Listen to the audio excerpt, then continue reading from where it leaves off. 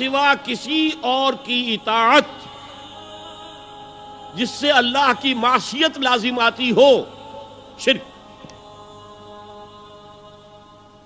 لا طاعت لمخلوق فی معصیت الخالق، مخلوق میں سے کسی کی اطاعت نہیں ہوگی یہ اس معاملے میں جس میں خالق کی معصیت لازم آ رہی۔ ہاں، خالق کے احکام کے اندر والدین کا حکم بھی مانو، اطاعت کرو،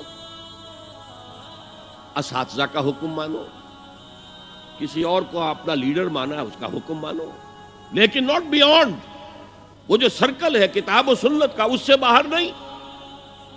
لا طاعت لمخلوق فی معصیت الخالق، یہ آپ الجبرے کے فارمولے کے طور پر اپنے سامنے رکھیے، اب اسے اپلائی کیجئے جیسے فارمولوں کے ذریعے سے پھر بڑے بڑے وہ سم جو ہے وہ حل کیے جاتے تھے سوالات۔ صبح کا وقت ہے، آنکھ بھی کھلی ہے، کوئی اذان کی آواز بھی کان میں آئی ہے، آپ کا نفس کہتا ہے ابھی سو جی۔ آپ نے اپنی چادر یا کمبل کو درست کیا اور کروٹ لی اور سو گئے۔ یہ کیا ہے؟ آپ نے کس کا حکم پیچھے پھینکا اور کس کا حکم مانا؟ اللہ کے حکم کو پیچھے پھینک دیا، نفس کے حکم کو آگے رکھا۔ یہ شرک، اس شرک کو جاننے والے بہت کم ہیں۔ مولانا روم نے خوب کہا تھا، نفس ما ہم کم ترس فرعون نیست لیکن اورعون ایراعون نیست۔ میرا نفس بھی فرعون سے کم نہیں ہے۔ فرعون نے کہا تھا نا الیس لی ملک مصر وہذہ الانہار تجری من تحتی، کیا اس ملک مصر کی حکومت میری نہیں ہے؟ اور سارا جو یہ آب پاشی کا نظام ہے، انہار کا نظام ہے، وہ میرے کنٹرول میں نہیں ہے؟ جس کا چاہوں موگا کھلا رکھوں، جس کا چاہوں بند کر دوں۔ یہ تھا خدائی کا دعویٰ، انا ربکم الاعلی۔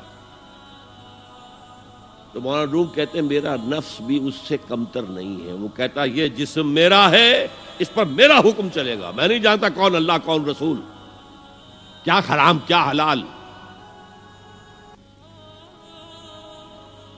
تو فرعون سے کم تو نہیں ہے میرا نفس، لیکن اورعون اس کی بہت مدد تھی، فوج تھی، لاؤ لشکر تھا، تو اس نے زبان سے بھی کہہ دیا کھل کر انا ربکم الاعلی۔ میں مسکین ہوں، غریب ہوں، میرے پاس کوئی طاقت نہیں ہے، میں زبان سے تو کچھ نہیں کہہ سکتا، اندر سے میرا نفس یہی کہتا۔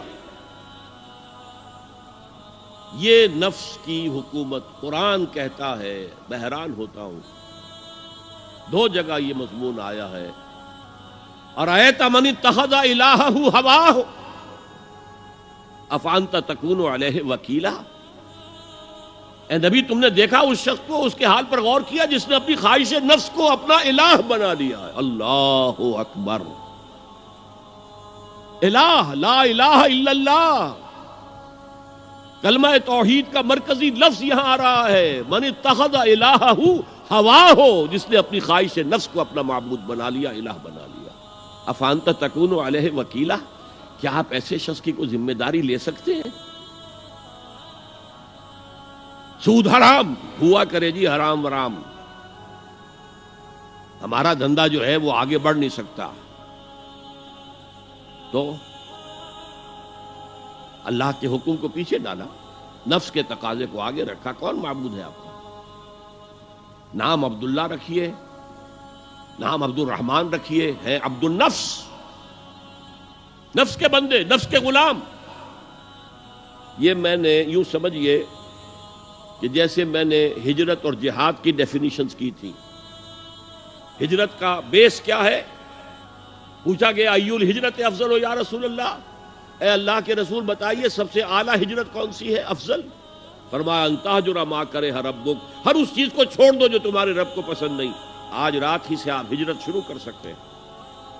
جائزہ لیجئے کیا کیا چیزیں میری زندگی میں خلاف شریعت ہے، تو اللہ کو ناپسند ہے، فیصلہ کیجئے کہ آج کے بعد نہیں ہوگی، ہجرت شروع ہو گئی، افضل الہجرہ، سب سے افضل ہجرت شروع ہو گئی۔ لیکن ٹاپ پر لے جائیے تو یہ ہجرت جب اللہ کے دین کو قائم کرنے کی جدوجہد اس مرحلے پر آ جائے کہ اب باطل کے ساتھ ٹکراؤ ہے اور اب چاہیے کہ ساری قوت ایک مرکز پر جمع ہو جائے، ہجرت فرض کر دی گئی، وہ ہجرت گھر بار چھوڑ کر، اہل و عیال کو چھوڑ کر، اور مکے کے بھیڑیوں کے رحم و کرم پر چھوڑ کر اپنے گھر والوں کو جو لوگ ہجرت کر کے آئے، حکم تھا۔ ہجرت مدینہ فرض تھی، ہجرت حبشہ فرض نہیں تھی، صرف اجازت تھی کہ جن سے سختیاں نہیں جھیلی جا رہی مزید وہ چلے جائیں۔ تو ہجرت کا یہ ابتدائی نقطہ، انتہا یہ جہاد، المجاہد من جاہد نفسہ، جہاد تو یہاں سے شروع ہو گیا، اپنے نفس کے خلاف جہاد کرنا۔